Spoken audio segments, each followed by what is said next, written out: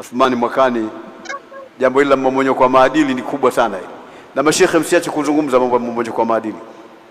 Mmomonyoko kwa maadili umekuwa mkubwa sana sasa hivi. Juzi mimi nilikuwa na darasa za tafsiri pale Muhammad Sadis Bakwata mwezi mzima. Na nimekataa kwenda Morocco kwa sababu ya kuhuisha ile darasa ambalo lilikuwa linadumishwa na Sheikh Ahmed mwenyewe zamani. Tumefika mahali tukazungumza sana mmomonyoko kwa maadili. Na tukakuta mahala tuliposoma katika surati Shuara,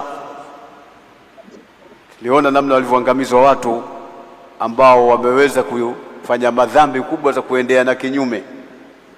Alafu iwe watu hawawezi kukataza kwa sababu ya kuogopa ulimwengu, kwamba akikataza ataambiwa kataza, anasema yeye haitaki dunia, ulimwengu si Umoja Mataifa, hutaki useme jambo hilo. Umoja Mataifa wetu si msafu bwana. Sio Umoja Mataifa bwana. Lazima tuseme bwana, Mwenyezi Mungu amewaangamiza watu upside down, kawaangamiza watu. Wasikia majogoo yanalia juu, mbuzi zinalia juu, kondoo zinalia juu. La ilaha illa Allah. Vijiji vimechukuliwa na Jibril, wamekwenda juu. Kisha ukapigwa moto hii ardhi iliyongofolewa, imegomolewa ile ardhi, hii ardhi iliyobakia ikapigwa moto. Afu Jibril akaenda na alafu akageuza hivi, afu akawaachia, wakawa wanatoka kule na kuja hivi.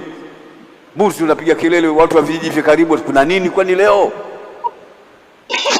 Ghadhabu ya Mungu juu ya kitendo kile. Alafu hawawezi kabisa mashekhe kusema, maskini ya Mungu. Mashekhe mseme bwana, pepo itakuwa ngumu kwenu. Rasuli Muhammad. Konseli Sheikh, konseli unasikia Sheikh Abdallah Munzir, Sheikh Athmani, semeni bwana haya. Maana msiposema mtaficha mambo yaliyo ndani ya Qur'ani. Maana msiposema mtaficha mambo yaliyo ndani ya Qur'ani.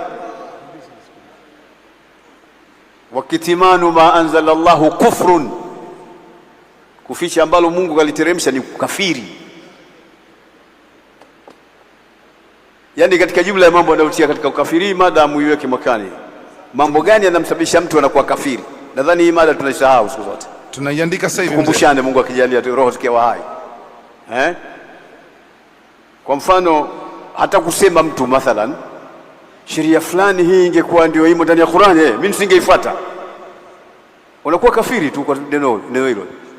Sheria fulani hii kama ingekuwa katika Qur'an, bahati haiko katika Qur'an, ingekuwa katika Qur'an, mimi nisingeifuata. Unakuwa kafiri.